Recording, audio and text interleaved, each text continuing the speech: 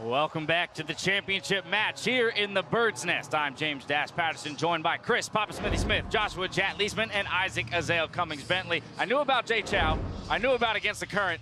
No one told me about the Dragon. What was that? I didn't know about the Dragon either. That was nuts. That took me so off guard, but what an opening for this stadium, for this arena. Again, as those two teams stepped out on the stage, I can only imagine what overcame them, seeing the sea of people and hearing the crowd react to them stepping on stage. Yeah, just being able to now refocus. They're running through their checklist on stage right now, getting ready so we can get in the picks and bans for that first game. And it's just about finding your zone. It's just like any other game. You have to think that way. Once you're in Summoner's Rift, it's the same. And as they're getting ready, we're getting ready too. It wouldn't be a true final if we weren't joined by our partners from the LPL broadcast, Brazil's CB Lowell, and the crews from the LCK alongside 7 other regions who help bring the action to fans across the globe. Here they are now. I love to see the energy and action from all of them. Now, to appreciate the runs that these teams took to get here, let's take a brief look at the bracket. SKT, they arrived to Beijing after winning back-to-back 5-game series against Misfits and RNG, while Samsung Galaxy, they pulled off the upset against Longzhou and closed out a 4-game series against Team WE. And I've got to say, this has been the most exciting knockout stage we have ever had. Super competitive in the quarterfinals and the semifinals. It has just been a treat to watch.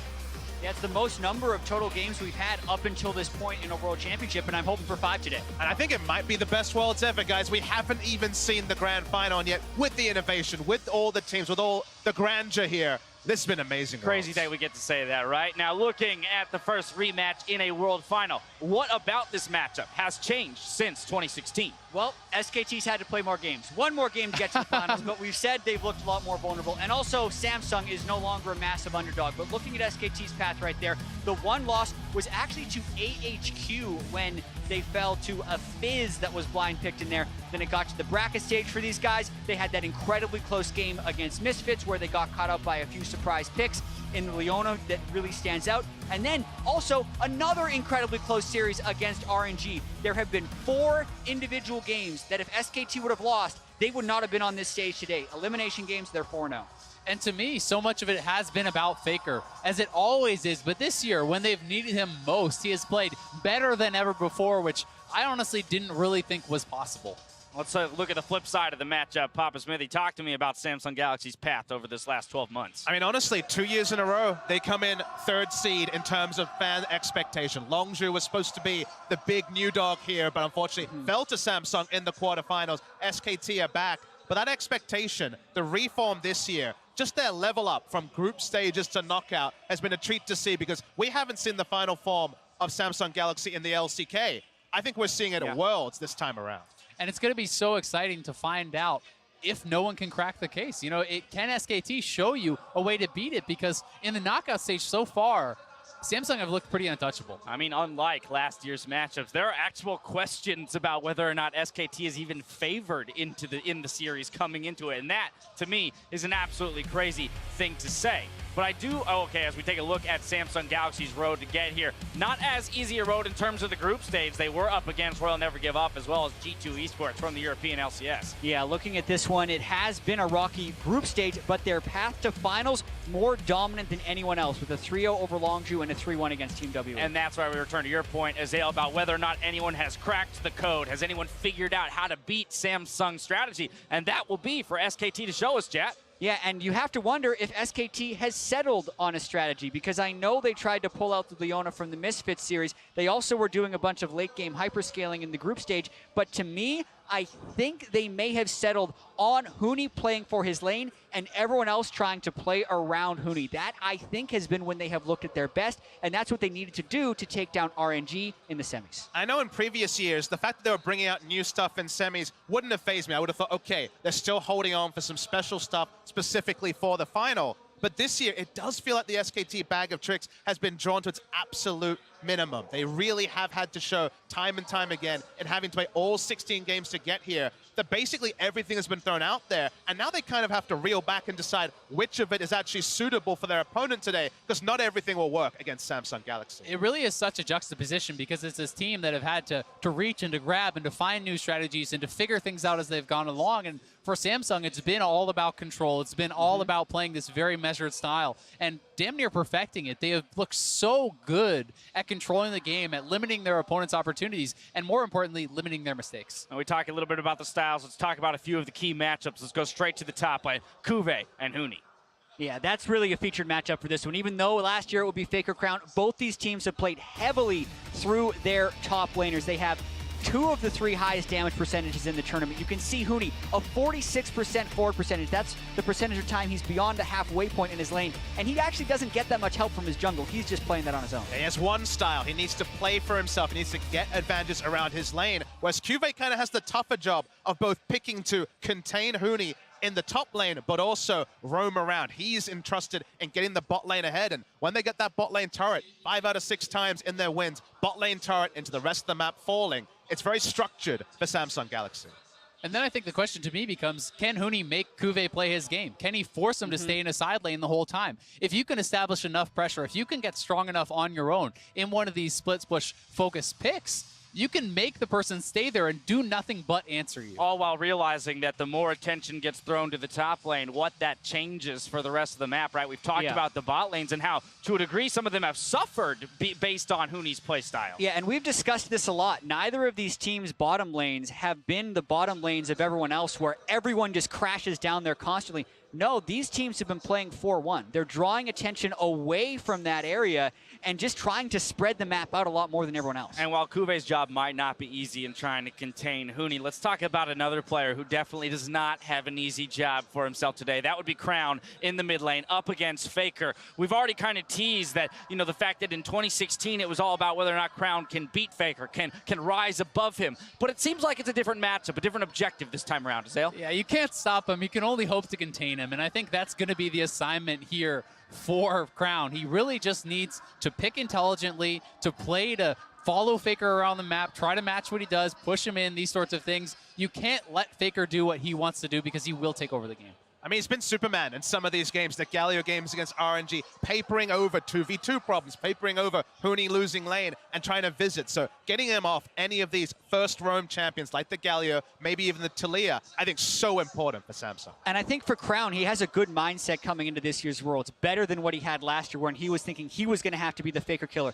No, he just has to allow his team to be the Faker killer. Match whatever you can in the mid lane and just relax. All right, now it's that time. It's that question of the evening, gentlemen. Get ready. Do you think Samsung Galaxy has what it takes to disrupt the reign of SK Telecom T1 here in the Bird's Nest of all places? Papa Smithy, we're going to start with you. You know, every time we're in this spot where there's SKT1 in the grand final, we tell you a familiar story, and by you I mean the viewers, of a team that started very vulnerable in the group stage, this Korean team. They had to adapt. But by the time they hit the knockout stage, they started steamrolling the competition and were very quickly front runners for the Summoners Cup. And I think we have that sleeping giant in the final. But to me, for once, it's not SK Telecom T1. I actually think that Samsung Galaxy, with their obliteration of Longzhu Gaming and then backing it up by denying late-game team fights from Team WE, are going to be good enough, even with Faker playing amazing, even with the clutch nature of SKT. I think Samsung's going to take it. Papa says the reign ends here. Jat, what are you thinking? He did the switcheroo with his story there. I really like that. Yeah, never bet against, and I'm not going to switcheroo, SKT, is the saying that we've all come to learn because of how clutch they are in the big moments. And I agree, if we look at the knockout stage, you'd say Samsung has looked stronger. But that's because SKT hasn't necessarily settled on a strategy. They've lost a game to Blitzcrank, they've lost a game to Leona, they've lost a game to Vayne. Other than that, that's one loss in the knockout stage. And I don't think Samsung is going to bring that same level of surprise. I think they're actually going to bring a level of familiarity to SKT. You look at the LCK playoffs, SKT 3 over Samsung. I think it's definitely a closer matchup here, and it's going to be 3-2 for SKT tonight. There you have it. I think it's really tough to call. SKT has shown weakness this tournament. Ineffective jungling, poor laning phases from Bang & Wolf, but they've also shown us a lot of strength. Excellent team fighting. The best mid lane play we have ever seen in League of Legends history from Faker, and an incredibly lane dominant style from Huni. And to me, the key to beating Samsung lies in disrupting their game plan. We saw that from RNG in groups, and though Samsung did have an incredibly impressive knockout stage, both Longzhu and WE failed to do just that. And I think with 1 week of preparation, Huni's polarizing top lane play, and Faker's mid lane dominance will dictate the pace of the game and earn SKT their 3rd straight World Championship title. Oh my goodness, we got 5 games last year. Hopefully we get 5 more games this year. It's just about which way the scale tips as we head over to Freak, Deficio, and Kobe for the call. Bang gives us his thoughts on Faker's continued dominance at Worlds every year. 그냥 뭐 정말 그 메타가 바뀌거나 그럴 때도 가끔씩은 이제 흔들릴 때도 있는데 결국에는 마지막에는 그러니까 이제 롤드컵 시리즈나 썸머 때나 이제 마지막이 다가오면 다가올수록 좀 굉장히 그 어떤 다른 미드 선수들보다 기복 없고 마지막에는 결국 정점에서는 그런 선수인 것 같아요. Welcome to the Castle Desk, ladies and gentlemen, for the 2017 League of Legends World Championship. My name is David Freak Turley, joined here by my two wonderful analysts, Sam Kobe Hartman Kensler, Martin Deficio Lunga. And the question I have is, are we crowning a new world champion today?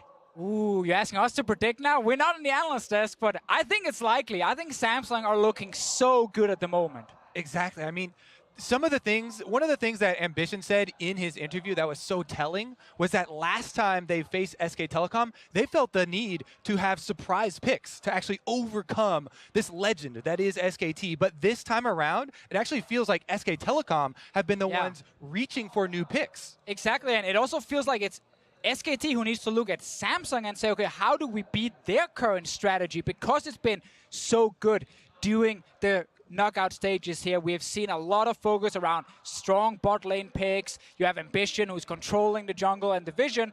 And on SKT's side, it's been just about Faker mainly, and the fact that he can carry this team all the way to a final. So the question is it the SKT clutch factor, or is it Samsung Galaxy, who are looking actually a bit better? And I want to actually liken this to the 2014 run of Samsung White, where they didn't have a domestic title, but people called them the best team in the world coming into it. And they smashed the Korean champions Samsung Blue 3-0 in the semifinal. And here's Samsung Galaxy smashing the Korean champions Longju in the quarterfinal and heading in with a 6-1 game record throughout the top 8. Here, likely the favorites against SKT in the final. All right, we're jumping straight into the pick and ban phase here of game 1. Jace, Rakan, Sejuani already banned by Samsung. Yeah, Huni has had target Jace bans all throughout this tournament. He's actually played Jace more than any of the other top laners and has been a huge part of SK Telecom's early side pressure that they've been getting. I think Samsung were ready for a potential first pick Galio, and that's why they banned the Sejuani on blue side.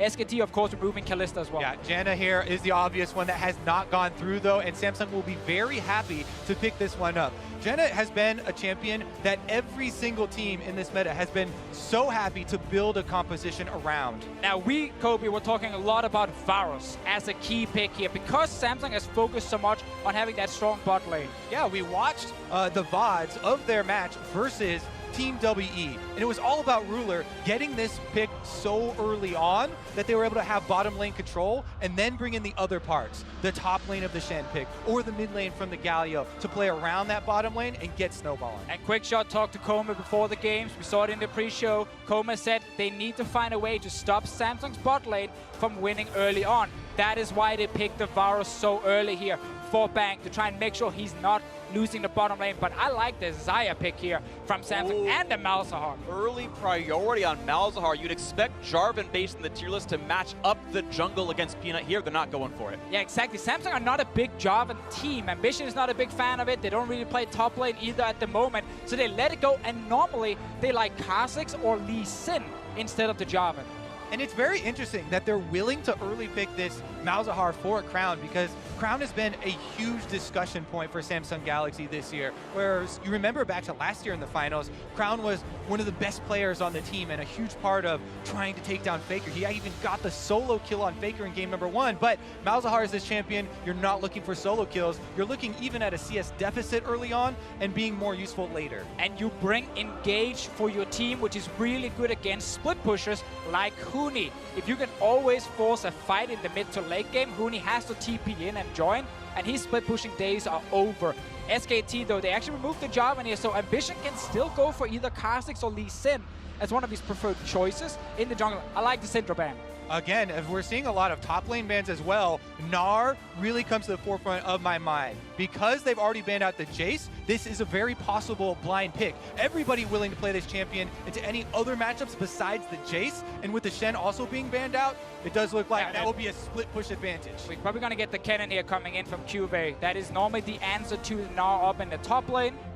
His answer. Almost no one else plays it, Well, but his answer it's then. what he does. AP Kennen. He's the meta now. And He is. There's a reason for that, because to me it is a very risky answer. Yes, AP Kennen can have some team fight interactions here, but especially just 1v1 with the Gnar, jungler advantage means a huge amount in that matchup, and these top laners have not gotten a lot of jungler intervention. All right, here we are in the ends of champs. Like you can see where all the champions have gone. Cassiopeia in the mid lane for Faker. Wolf on his 8th Lulu game of the tournament. He's played 9 unique champions and almost half an hour on Lulu here. He is on comfort.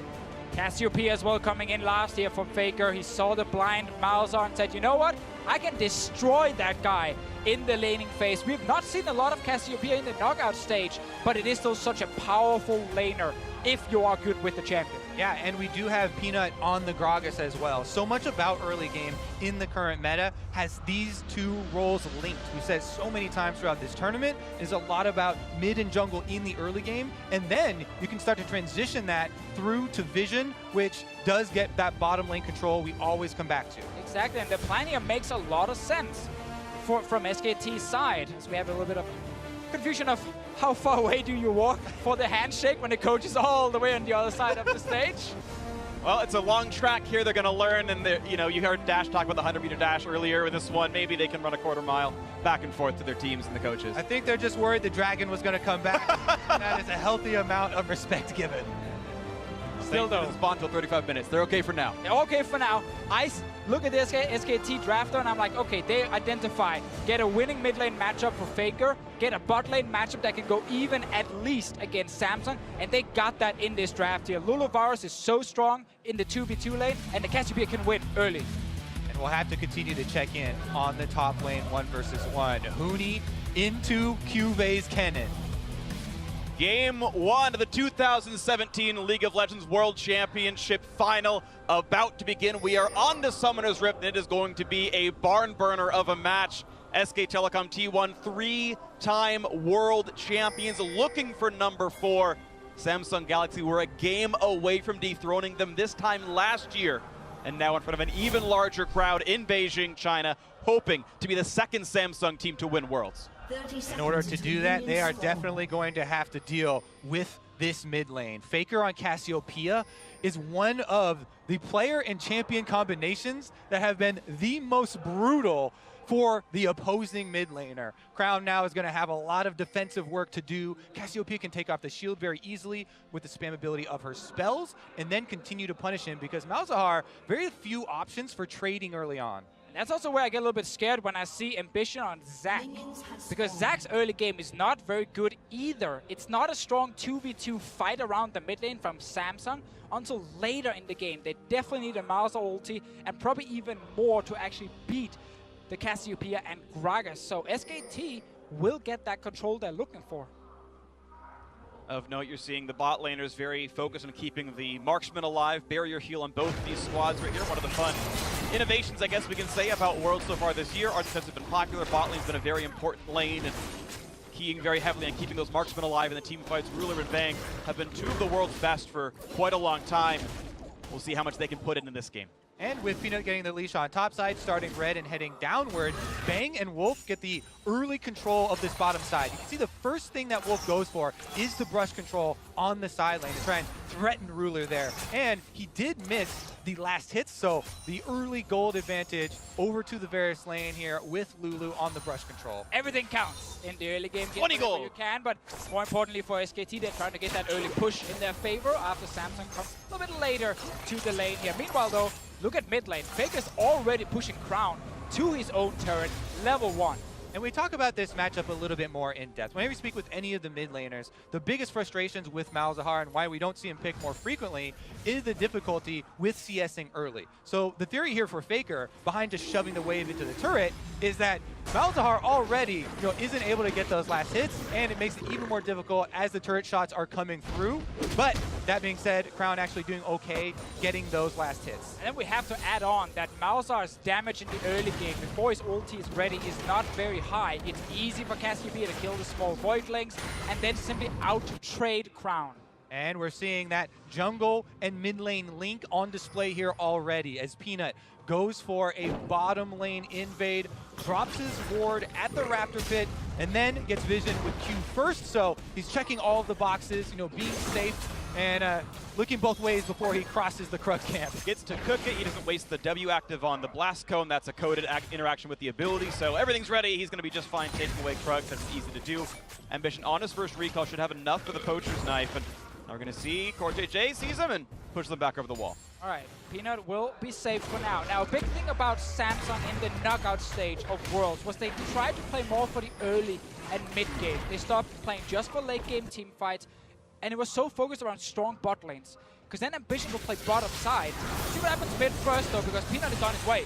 Damage out of the silence. Crown's going to have his teammate coming in soon enough, but look at Faker taking plenty of damage. It's just the easy outplay 1v1. Crown gets out and he sees Peanuts nearby. You have to be very careful chasing into Malzahar when those Voidlings are up, especially since there's not vision to know that Zach is not going to be there for a counter gank. So that's why Faker pulls off on the aggression and does not continue the chase. Even if Faker does pull back on the aggression, bot lane's been looking good for SKT, a farm lead for them. Now the engage of the silence, but just in time, bot Sam comes up. Summoner heal out of Faker also to build some distance, but first Summoner spell lost by SKT. Some good little plays around the mid lane from Crown and Ambition, of course, joining in here. They need to do this. They need to make sure Crown does not fall too far behind.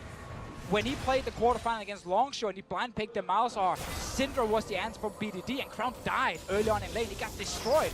Same thing cannot happen here. Yes, you can fall down in CS as long as you're staying alive and you're farming. I want to talk about the bot lane, though. We talked about it a second ago. Bang and Wolf heavily ahead right now in the 2-on-2. Priority on Varus, the takeaway. And happy to play Lulu into Janna, a better laner but a worse team fighter. So far, that laning phase is going well. And this again, the counter to the Samsung knockout strategy that we see here from SKT. Get a stronger 2v2 lane. Do not allow Ruler to control bottom side. Do not allow CoreJJ to roam early. And suddenly, Samsung don't actually have a lane on the bottom side they can play around. It's on top side where Kennen is winning. That's why we put so much emphasis on this Varus pick for Ruler in Champion Select, and SK Telecom very clearly taking that one away. Here's some stats on your screen to just emphasize your point, Deficio, as far as the way that Samsung like to play it. Yeah, this is against other teams in the top 8, against the South Korean champions, and long to the 3-0 there with 3 Tristana games, a bunch of Varus ones against Mystic and Co. from Team WE. This had been a formula for success in Samsung's run. And one of the reasons for the success of the formula is the amount of rewards you can get out of that bottom lane turret, if that is the first one to go. You know, with Ardent Sensor being so heavily important in this meta, you get to rotate your support and AD carry with the extra pushing power, and you kind of chain the objectives. See top lane right now. Peanut is on the way here. Q has been pushing this lane non-stop. Peanut is spotted though, and Kennen is level 6, so you really gotta respect the potential counter gank from a Zac in there against a level 6 Kennen. So far, so good with the wards. So you can see Ambition gonna spot his opponent as well. The ward's not gonna be knocked down, even though it was revealed by the Scryer's Bloom. And Ambition's been able to hold up pretty nicely in the mid lane, in the jungle, I should say, since he walks through the mid lane, holding a decent farm lead and getting a pretty solid recall off as well, but not any wards yet for Ambition. He didn't go for the Tracker's Knife that Peanut had. Always a lot of value on control ward from Samsung's side, and there's no vision on bottom lane here. We have actually Ambition moving down. He's in fog. Looking for that first gank. And that's the flash to the bang, but now the chase on the Wolf lanes the Q. The auto's gonna pull him in a bit more, but there's no follow through on that one either way. They get another flash out, and that is the second Ambition gank to force a summoner out of SKT. Yeah, we'll see if the flash being down here on Bang does relieve some of the pressure, allow Ruler to catch up on the CS here. Oh, Mid that's not a lane. Void lane. Oh! Turns it back around, gets plenty of damage with the Voidlings. Faker gonna force to be run away. 100 HP left on him, flashes. I think he might have been expecting E to come back from cooldown. It just did now. And as Faker now out of summoners in the mid lane. Yeah, there were so many small Voidlings just hitting him right there, setting up a great ulti from Crown. And again, this is so important for Samsung. The Crown is not losing lane. You have to watch the cascading effect of the aggression here. There are 2 summoner spells down on SK Telecom, the 2 most important ones of the flashes for their carries. In addition, actually, Faker's heal still not back up from the earlier visit, so Samsung do have this opening, and they will be looking to punish these carries. We have to remember here, Malzahar only gets better the longer we get into the game. Now the ulti is available from his side after level 6, and suddenly he's quite a threat when he's roaming around, and his damage gets much, much better in the late game. You talk about threats roaming around. I want to key into Wolf really quickly. Part of the bot lane lead is not just the CS that Bang has got, but because of the push lead, CoreJJ has not been able to grab all the coins. Actually, Wolf has earned several hundred more gold so far because of lane dominance. Yeah, people talk about how broken the coin is and how effective the item is. A lot of it does hinge on actually picking up the gold that's sitting on the ground. Very good point to bring up there, Freak. And it does have huge ramifications for the early towers that we keep coming back to. Building that Ardent Sensor and being the first one to complete it greatly accelerates that confrontation. And we talked about how SKT tried to counter the Samsung strategy of having a strong bot lane with this Lulu Varus. Well, on the top side, CuVee right now with the counter pick is doing extremely well. And look at that. He's actually not rushing towards AP Kennen. He's building AD with fervor of battle. He's trying to become a pure split pusher to keep Huni down. Yeah, this has been something that's incredibly important and highly and hotly debated here for these two top laners because they have been the two most successful, but very different. As I said on the analyst test, you know, CuVee has had the tendency to join the team for team play so much more often than Huni throughout this tournament.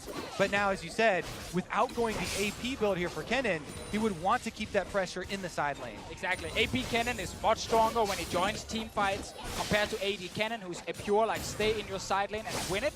And Huni had the chance to counterpick top. They could have locked in Cassiopeia earlier. They already knew it was Malzahar mid lane, but they wanted the Gnar so badly.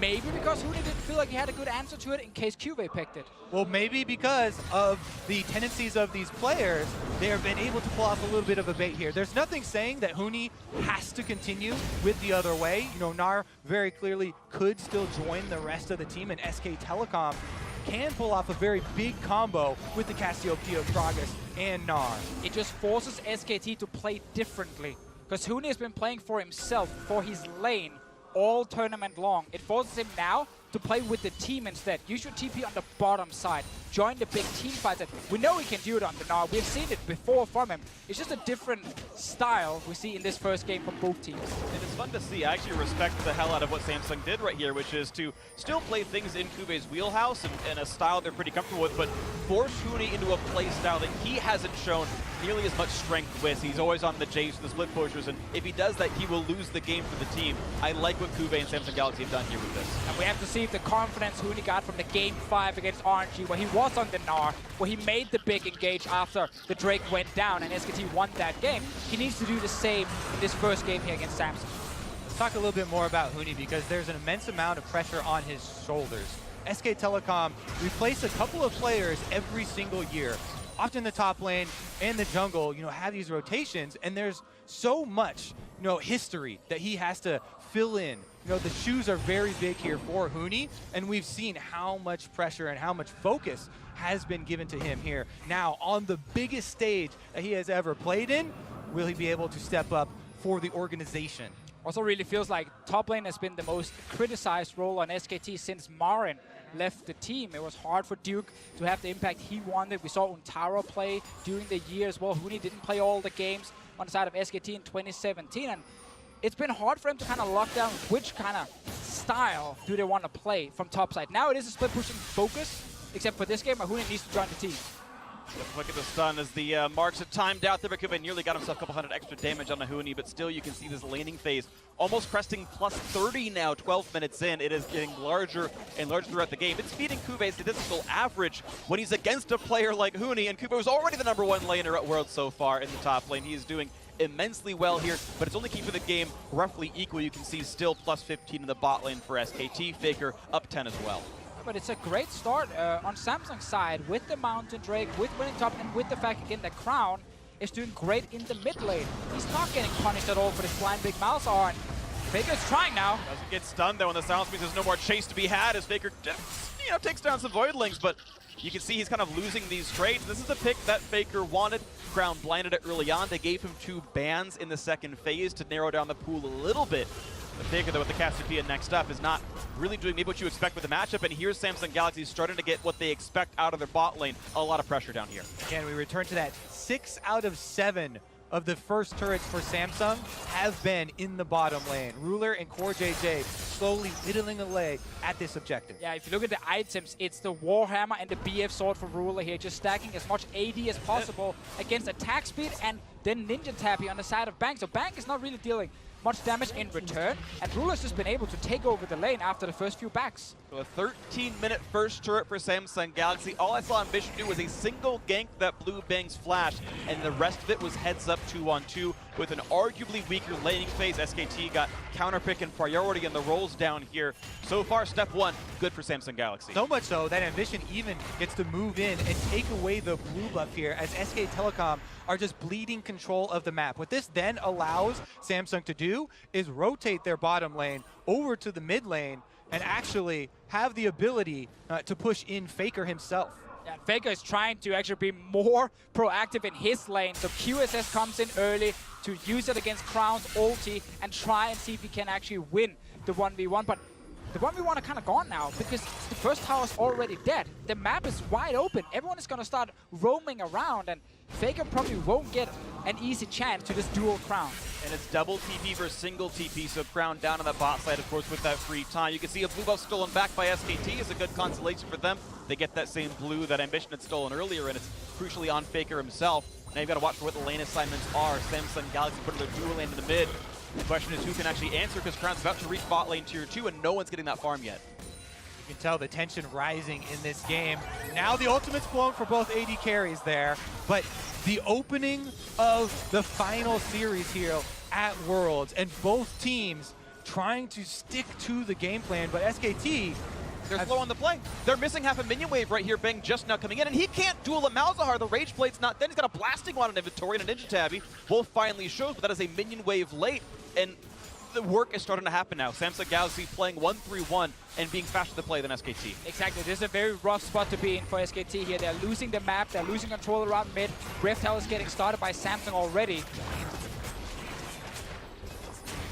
And it's the Rift Tail going to be grabbed up as well. A trade of blue buffs is fine, but they got first turret, Mountain Drake, and now Rift Tail with what's supposed to be the weaker early game jungler in Zach. He got banned out of the primary pool, his first Zach of Worlds, and Samsung Galaxy win in the early game. Ambition had more pressure in the early game than Peanut, with the Gragas that was taken early on in the draft to also deny that from Ambition himself. And that's mid tower down now. Bot tower already died earlier. This is becoming quite a large gold lead. Now what you want to do as soon as you get these outer turrets down for Samsung is start to clear out SK Telecom's wards, because Zach benefits so heavily from the Fog of War being able to get these big engages, and you can then follow that crowd control up with the Malzahar that we keep highlighting, who has now gotten the level 2 in his ultimate. So that is a very powerful initiation tool that Samsung would like to utilize at this stage in the game, but they have to clear out the vision of SK Telecom first. And I like that you talk about vision so much, because between these two teams, there's a very large difference in how many control wards they actually place on the map. Samsung are amazing at getting full control and deny vision from the enemy team. And SKT, on the other hand, they are the most extreme numbers that we researched at this entire tournament. Samsung Galaxy first place in the control wards placed during the knockout stage there, and SK Telecom almost 20 less per game in last. Yeah, so SKT relied more on having a lot of engage in their comps. And when they then see you, even out of position or slightly out of position, they are so decisive. They engage instantly. In this game here, they have the Gragas and they have the Varus to start fights. But Ruler's ulti is there to try and prevent it, and CoreJJ's disengage. It really is beautiful to watch Samsung's controlled style of play here. Yeah. Checkbox number 1 that we mentioned, bottom lane turret. That's off the list. Then they're able to utilize all these control wards to secure the vision and go for that engage that you're talking about, Freak. And look at this, you just see darkness on the map in so many places. Baron is not up yet, but I expect that River Fog of War to just persist for the next 3 minutes until it does spawn. Double Mountain Drake means easy to rush that one down as well. And they've got a Blade of the Ruin King top laner. CuVee joins. They've actually got a Baron Rush on their hounds. Malzahar's pretty good at it as well. This could be a lot of great things. Samsung Galaxy are so well poised as they transition into the mid and late game. And SKT can't walk into the river because suddenly they just get Malzahar ulted and they die almost instantly. Only really Faker at this point could actually face check with his QSS, but you never want to send in your mid laner first. And the fact that SKT are now sitting with this draft here, who needed to do well in mid lane in the early game, it makes it so hard to start the next fight. I think that we should actually toggle SK Telecom's point of view at this point with the Fog of War, just to really illustrate how Samsung get this stranglehold. And SK Telecom, even though they're known for making so many big comebacks, look how difficult that would be to mount at this point. It's like they don't even have wards on the map at all, and they have 2 sites for the team, one from Lulu, one from Gragas. All 5 can buy control wards. Bang just picks up one now, but it has been darkness for so long on Samsung. Yeah, and every time Samsung goes back to base, I want everyone to look at the inventory. And you All right, just CuVee. see so many control wards except for CuVee, but he's going back to base now. Exactly, that's the point. I was bringing it up. He's recalling. Jorm's Fist and a control ward. There we go. 5 control it wards right. once again from Samsung, and it makes it so difficult to play against them if you can't force team fights. SKT at the moment are normally very good at catching some waves in the side lanes, slow push them out, and then go back to group as 4 to 5 members and look for the big team fight. But at the moment, they're just so far behind. Big team fight might be what it comes down to. SKT have had a lot of games like this throughout Worlds, especially the group stage where they had gone 5-1, but they had to make these 10,000 gold comebacks with miracle team fights. Now shut out of the game with all 3 outer turrets gone and down everything else as well. They might need just that. And we need to look at it from SKT's point of view because that is the more difficult scenario here. When you're lacking vision like that, you have to use numbers advantage to make your play on the map. We just saw them push heavily with 4 members on the bottom side there towards the red quadrant to take away that red buff and try and get a single turret, their first turret of this whole game, for themselves to get some sort of gold back in their pockets, but it's at a cost. Well, they will lose the top lane tower, as you mentioned here, but it is still fine to trade turrets when you're behind. You just need to get gold on your team, and the fact that Peanut was around bottom side, it meant that CuVee couldn't step in and defend against Vega. He had to just back away. At a very small point, there was no local gold picked up for top lane 2-2. We saw Ambition only get 125, so it's almost like you traded a turret for half a turret. The map control obviously is still great for Samsung Galaxy. They can now heavily push in top lane, and this makes it even easier to play for Baron because there's one less bastion of strength near that all-important objective that SKT can use. It's still SK Telecom. And SK Telecom's legend, though. They always talk about how no matter how much gold they're down, no matter how much of the map they've lost control of, they never quite feel like they're actually going to lose the game. And they're always looking for the next play here. First one on the list is to try and get some sort of control so that they don't get baited around this Baron area. And here they start marching out a bit 4 versus 4 right here, but Xayah is now recalled and the Kennen's in the bot lane. So momentarily, there is a numbers lead for SKT. 4 strong, they run across a barrel to face check some brushes, a few control wards going down. But even though they've gotten some temporary vision into small parts in 30 seconds, they're probably all dead again as Samsung Galaxy sweeps out. Yeah, and SKT are spending their time on getting this vision. Obviously, Samsung can then move in and deny it once again because Samsung are the stronger team at the moment. They don't have to fear SKT. They can let SKT place the vision, let them go back to their lanes, and then it's Samsung's turn to go into that jungle. And they can freely get rid of it, and then Crown with this Malzahar is a constant threat if someone is trying to face check. One of the biggest differences I see in Samsung Galaxy this year compared to last year is the confidence this team has in themselves now. A couple of things here going down, but they're just able to very calmly retain control of this map and increase their gold lead here, even versus SK Telecom, the champions, where most teams begin to panic and begin to feel rushed. It is important, though, to highlight that Vega are getting a lot of farm at the moment. He's been in these side lanes. He's happy saying, you know what, I sacrificed one side of the map to go and actually pick up the CS I need to get my items. So he's still sitting on now 2 fully completed items and QSS plus tier. He's actually very strong in case a fight happens. And his tier is basically fully stacked. It's at 720 mana right now, so as soon as he gets that Archangel Staff and turns into full Seraph Embrace, he will have an incredible amount of damage up if he can get to that point, but it's still just that waiting game for SKT. And the timings are working against them right now. Huni has just gone exhausted on Gnar. That means that when you transform from Mega back to Mini, there's a delay before you can build Rage back up and have the threat of the initiation. While during that time, CuVee gets a full 30 seconds on the minion wave on the bottom side here and will press it up to the turret. This is what we talked about earlier, how Huni needs to actually abandon the side lane and go join his team. Play with the 5-man group to see if they can get a team fight, and he's just catching waves in the side lane. Most other games that he played during this tournament, it was Huni who's pushing for turrets. It's Huni who's applying pressure when SKT are losing the rest of the map. Not in this game due to this AD Kennen counter pick from Samsung. Nice little smite by Peanut, gets a little bit of gold for himself. 62 for the Giant moment. Here comes the play. They know smite was used. Peanut, though, had a second charge available. It'll be up soon enough as they get the first and only blue trinket out of Bang. Remember that this is a Samsung Galaxy backed by 2 Mountain Drakes, and a 3rd one is on the way. Yeah. They don't have to rush at that Baron right there. They're just poking around for the cooldown.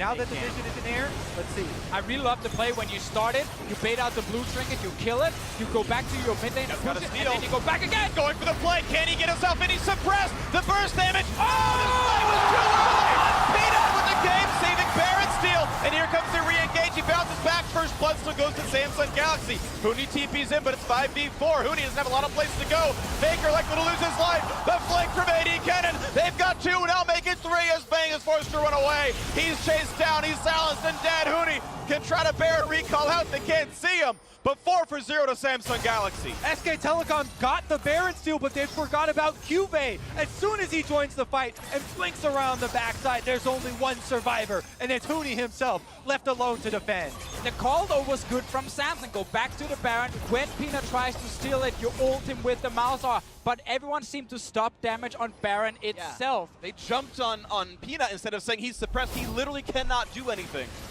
Let's see it again here.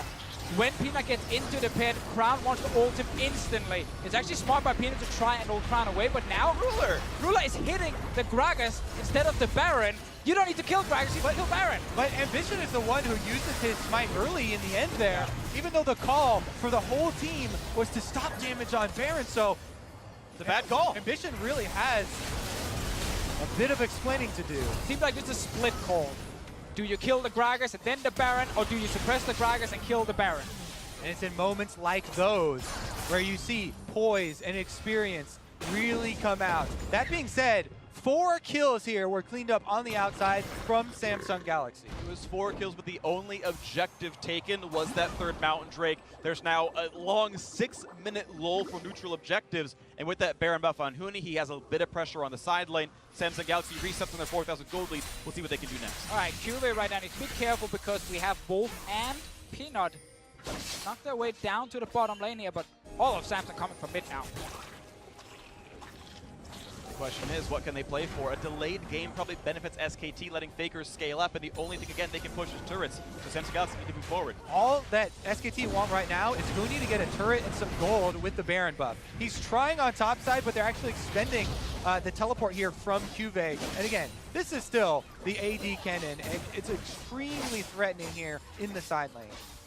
Well, maybe some concern about being outscaled. Of course, you can't necessarily count out Janna, Xayah, but a concern you can think about SKT, incredible late game team fighters in their own right. They'll push forward in this game. That's where we've seen SKT come back so often in this tournament. They're down, 2-1 in series, and suddenly the 4th game, it's one big late game team fight, and they swing it all around, and then they win that game 5 as well. But in this game here, getting the Baron delayed Samsung, it doesn't mean SKT are suddenly winning, because they're still down in gold, 3 Mountain Drakes, and this draft from Samsung in late game fights is still scary. Yep, don't get ahead of yourself. This is a multi-step process. SKT have completed step number 1, though. See if they actually are able to get any further in that process, because Samsung right now stabilizing, during that Baron buff and still trying to keep that lockdown on vision that we mentioned to open up the opportunity for Zach. Going for Faker now. He does sense it and gets away in time, but the attempt at a dive was there. Now he's in safety in pocket 4, and never mind, no fight. Important little ward placed around that blue buff from SKT to see the move from mid to the bottom lane here, but also gotta look at SKT's items. There's still only QSS on the side of Faker. So Crown, once this flash is ready again, can flash ulti onto almost any member on SKT. They can burn that guy down.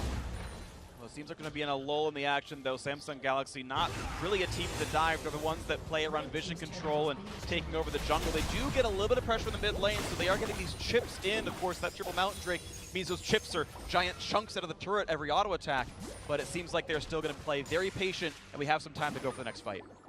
And one of the reasons for SK Telecom's confidence here even though they have a lot of champions that require skill to pull off in these team fights, they do have an extremely powerful late game, as you mentioned before, and very well could, again, be mounting one of those huge comebacks. And they have that experience we always talk about with SKT, and the team saying, you know what, the game is never lost. There's always a way back. Wait for one mistake, and you can punish that. We saw the Baron fight. That went in favor of SKT to get the Baron. They're now hoping that Samsung will overextend.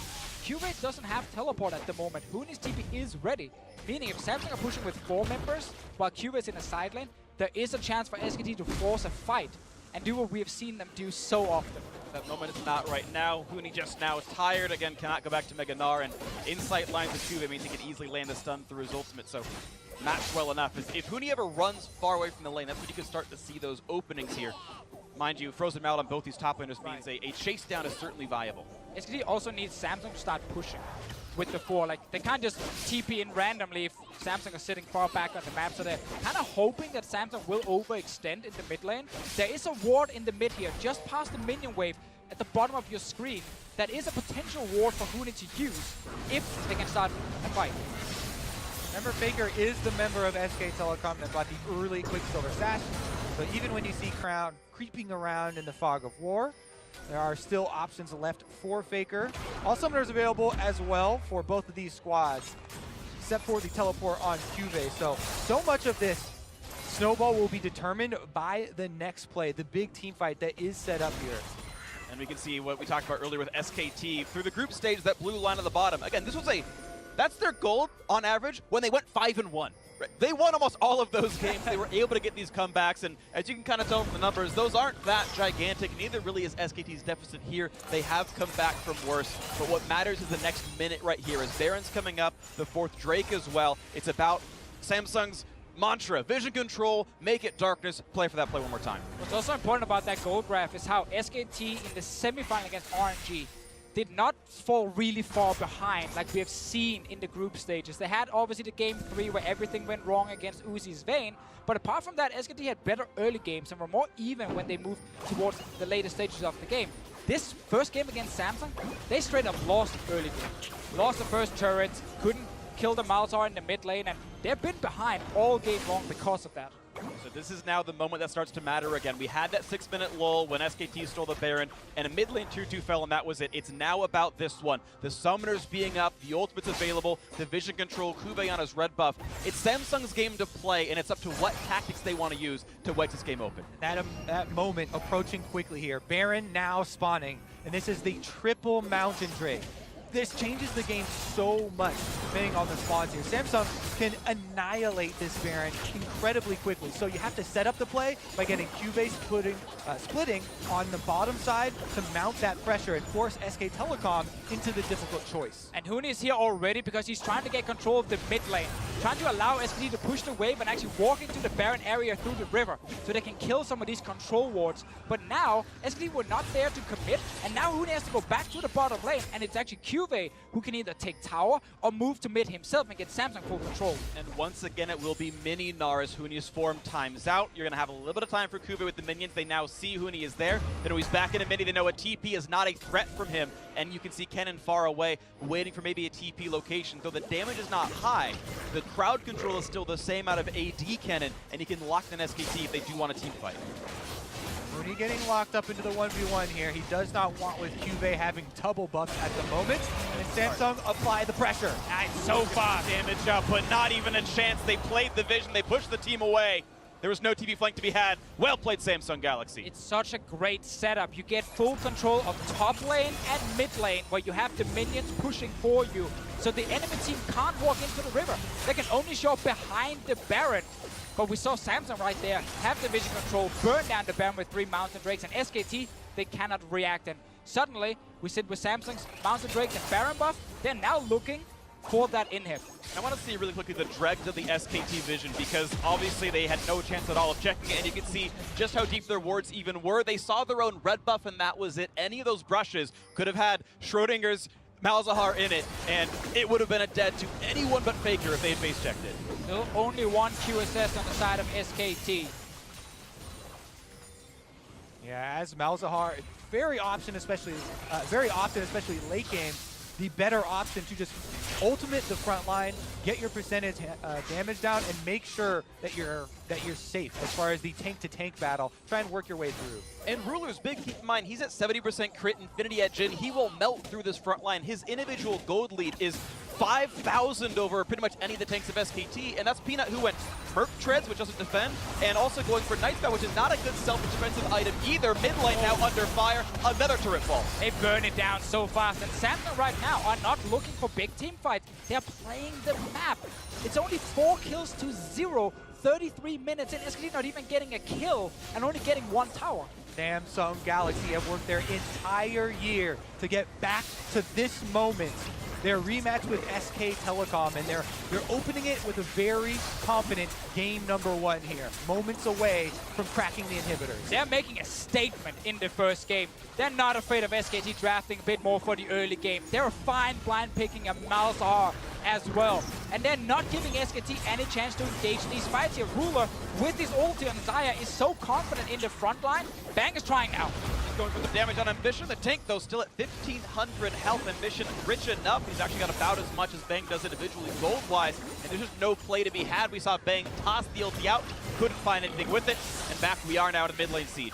Xayah, Janna is just so incredibly safe because of the ultimates of these two champions and the answers that they have for any sort of SK Telecom threat that tries to get back there to deal with that damage source. You talk about the gold leads on him, Freak. It's absolutely insane the difference he can put out. And SKT almost feel like their only option is go after the split pusher instead. They slowed down. He doesn't have a lot of ways out of this one. Finds dude, some time. Look for Huni. Can't quite get on the shields. They're in time for Wolf, the redemption as well. The top lane still being attacked. That turret down to half HP. Ruler still feels safe, no longer blocked down by the miasma of Cassiopeia, and now another inhibitor has been made open for Samsung Galaxy. It's the perfect game for Samsung to get all these mountain drakes because, again, they're playing the map. They're constantly pulling SKT around to multiple lanes. This Kennen here can take down a tower. We've seen Ruler multiple times now just stand in the front, hit the tower a few times, and it dies so fast. Yeah, Samsung Galaxy love risk-free gameplay. Not overstaying here for the second inhibitor, backing off as soon as that one is complete, and CuVee gets to pick up the Ocean Drake. Also very important if we look back at how SKT have been winning a lot of games through Faker. It's been when he's been on champions that has some global. Talia, Galio, champions where you can impact multiple lanes at the same time. The Cassiopeia cannot do that. That's focused on you winning your lane in mid, and that is what Samsung were looking for. So Faker is suddenly not bot, top, and mid at the same time. It is truly something to highlight in this matchup. Even though SK Telecom have Faker, the greatest player of all time, the brightest star, Samsung Galaxy pride themselves most on their team play and their coordination. And it doesn't matter if you're the greatest player in the world if you never get to fight anyone. If you never actually get to use your mechanics and your skills, because the team you're playing against are like, yeah, no, we don't need to fight you, we just run around you. And of course, Ambition has, I think, cleanly out-juggled Peanut so far in this game. CoreJJ and the rest of the squad have had better vision control than SKT as well, and that Samsung Galaxy style, the one they brought to Worlds, perfected throughout these years. They're going to play in the top jungle, not going to find that one as Ambition gets away with quick reflexes and walks away from the barrel. The siege can continue top lane. Seen twice now Bang trying to fire that ulti here to start a fight in the last few minutes. Mid flash ult, and it's going to beat the Quicksilver Sash out, but it's just a trade of flash ulti for an active item, and Ruler is completely fine. Meanwhile, the bottom side, CuVee takes his toll. He's inside the base, and there they go! Going for another one. Crown does kite away, but the left bounce brings Ambition back into safety. Another bit of poke out from Bang, and it does not matter. The top inhibitor dies, and simply there is no fight to be had for SKT. The bottom gone as well. SKT's base in shambles. And the fight continues as Bang now forced back away. Ruler safe enough. Kites away from Faker. Good damage here. Gets the knockup. A bit of healing as well. The barrier pop of Faker. Almost gets himself the solo kill. Now forced to run away, but kites forward. Gets away from the knockup. Gets rooted in, and Crown gets himself that kill in the mid lane. 5-0 in the game as they keep pushing forward. Super Minions in tow. Samsung Galaxy only give up one turret this entire game and absolutely dominate SK Telecom. A complete domination to this one. They look for a couple more kills to pad the stats, but there is no way back in this one for SKT. The slicing maelstrom in there. 7-0 in the game. 2 more to go. Samsung Galaxy strike down SKT in the first. Almost a perfect game opener from Samsung Galaxy. What a resounding statement here they've made. And it all starts in the early game. SKT try and counter the Samsung strategy. They try and pick a strong bot lane that can win. They try and pick a strong counter pick in mid that can win. Beat Crown, get Faker ahead so he can take over the game. But SKT got outplayed in the early game in this first one here. During LCK in the summer this year, every time that these two teams had matched up previously and Ruler had Varus, they won. Every time he did not have Varus, they lost. But now they've broken the trend, and you could definitely put Xayah up there for him. What you can say for trends, though, is this lineup, since Summer Split onwards, these 5 players are now 5-0 in games against SKT when they lost in the postseason. That was different players. They had decided to play Haru, but it seems like having ambition there. The voice is so important alongside his bot lane. This lineup, 5 games in a row, wins against SKT. And some of these struggles we have seen regarding SKT's early game showed themselves in the first game here as well. Peanut did not have an impact at all on this Gragas here. Ambition was more active on a Zac in the early game than the Gragas here from SKT's side. Faker didn't win his lane hard enough. Bot lane suddenly, after a few items, couldn't actually do anything, and you start losing across the entire board because CuVee was controlling topside all game long. Yeah, one of the biggest things we always talk about with Ambition is his in-game leadership and how much he brings to this team. So you can forgive things like the Baron being stolen by Peanut in that sort of brief breather that the SK Telecom were able to get for themselves. Well, game 1 went to Samsung Galaxy. Now to get their thoughts on how that first blow was struck, let's send it over to Dash and the analysts. Thank you very much, Freak. We said that Samsung Galaxy was going to have to play with confidence in order to stack up against the likes of SK Telecom T1. And that's exactly how you come away with a near-perfect game in the first game of a best-of-5 here on the world stage. I mean, it was quintessential Samsung Galaxy from knockout stage onwards. This was the team I evaluated my prediction on. And to see them executing and see SKT from the draft phase faltering, in my opinion, maybe not taking advantage of what worked for them before, was a surprise for game 1 of a World Final. Yeah, it was a little bit of a strange draft for a number of reasons, but when you're just looking at the order of this draft phase, when they do the Varus and Gragas from SKT stand, 2 purely denial picks. They could have taken Jarvan for Peanut. They also don't need to have Bang on Varus. That was kind of all in, saying that they'd be able to beat whatever Samsung has left, but no, Samsung had plenty left. I mean, peculiar strategy out of SK Telecom there, but Xayah, we had a lot of questions about how the top laners would interact in the series, and some of those questions, they were answered right away here in Champs, like Kennen versus Gnar. Yeah, they certainly were, and I think it's so interesting to see not only did he go for the Kennen, but this was not the AP Kennen where you get a lane advantage and you transition to the team fight. This was CuVee picking purely for the 1v1, building purely for the 1v1, AD Kennen Fervor. He goes for a PD, you know, he's going direct 1v1 build, right? This is as much of a focus at Huni and his style as you can get. And it was also in the playstyle because, sure, AD Kennen beats Gnar even more than AP Kennen, but he was teleporting back to lane. He wasn't even thinking about teleporting bot lane as had been his trend, walking back to lane, holding onto the TP. He was so excited to get back into lane and to keeping Huni down. And Huni was a non-factor this game because Kennen answered him so cleanly. Yeah, and it was a style play there from CuVee, right? We know that Gnar was a priority pick for both of these teams in the semifinals. So I can understand why Huni would say, give me Gnar, you're not going to beat it. But specifically CuVee altering his style a little bit to then just be better at Huni than Huni. So he did a really good job in that game. And, like, yes, there was a lot of other things that happened, but the fact that they got so much control of that top lane was really critical. And to be fair, that is the counter pick for CuVee, right? Like, he had the counter pick there. They gave the counter pick over to Faker, and I actually thought for the first time really that I can think of this tournament, he actually played the laning phase pretty poorly in the 1v1 with this counter pick that he had. Multiple times we saw Faker charging forward into Voidlings that are spawning extras on him, that are putting so much damage on him. When his flash is forced, it's because he's charging forward into Voidlings and getting ulted. And it seemed like he was trying to push too hard in a matchup where you have to play patiently and kind of find your opportunity against Malzahar. And I want to examine the pick ban a little bit because Faker was, as you say, the one that got counterpicked, same as CuVee got on the side of Samsung.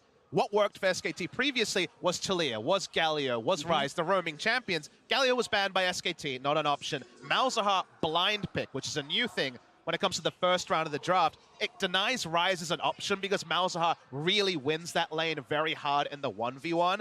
Talia was available, ended up being banned in the second round. This actually forced Faker to play through his own lane. Cassio isn't going to have that same map impact. They weren't able to play through Faker. As the casters said so eloquently, Faker was a non-factor because they couldn't snowball him. And in the end, his play didn't matter. I mean, Huni, a non-factor because CuVee had control of the lane. Faker, a non-factor because Crown had control of the lane. You even jumped down to the bottom lane. That was the first turret to go down. So CoreJJ and Rule are able to apply the pressure in that lane. Jack, you said it in the pre-show today.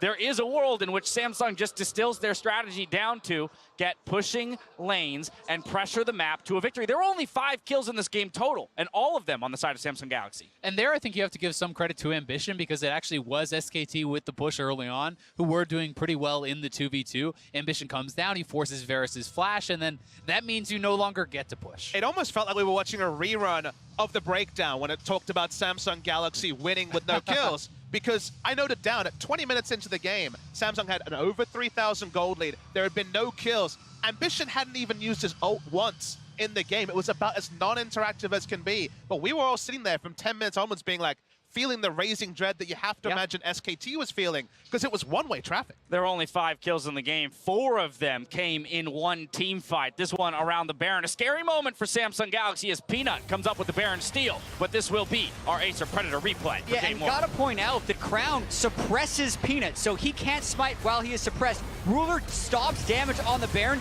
which makes it a 50-50. So that was like the one gap in Samsung's coordination the entire game was not securing that Baron. But then, almost as if getting the smite made SKT think they could win a fight, they couldn't. They slowly file in and they get destroyed. No team fight, Kennen. Come on, Azael. Look at that. Double kill. Wow. All about it was the all team about the Kennen, as you could clearly see. One of the things that is really interesting, though, and this is so much this is going back to pick ban for me, because Malzahar was blind picked, but it's not like their red side had the last pick in the first round. They chose Lulu over something like a Syndra.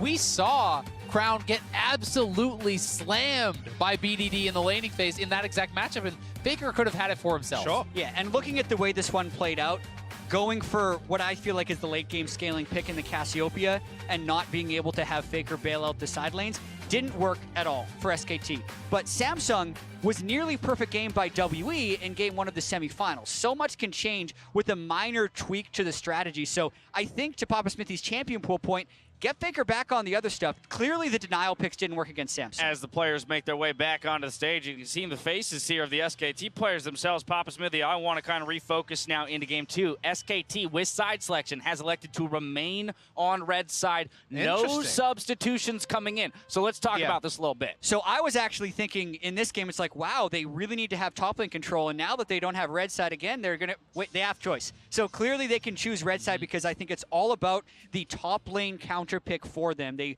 will most likely try and save Huni's pick for last. And the fact of the matter is, if we're going to see another first-round blind pick mid laner from Samsung, you get the opportunity to counterpick mid lane in the first round, then counterpick top lane in the second round. So red side does have a lot of opportunities there. It does feel like maybe this time Faker will be opting into his mid lane champion in the first round also. So 2 counter picks, I can't see it happening, but I'm so interested to see what Samsung will do and what will be prized because I can't see first pick Janna being left open 2 games in a row. Samsung Galaxy absolutely controlled game 1 in their rematch versus SKT. See if the reigning champs can strike back in game 2 after the break.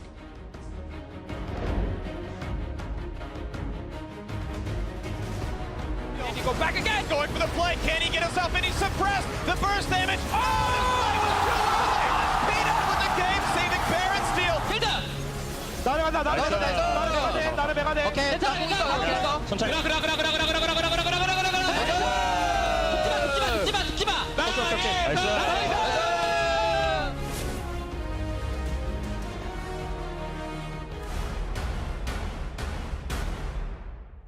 Untamed power. Limitless skill. Only one remains.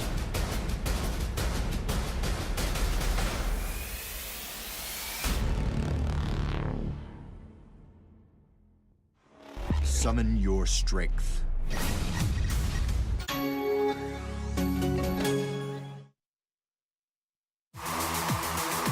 If If you want to follow the best of the Rift, then you need T-Mobile, America's best unlimited network.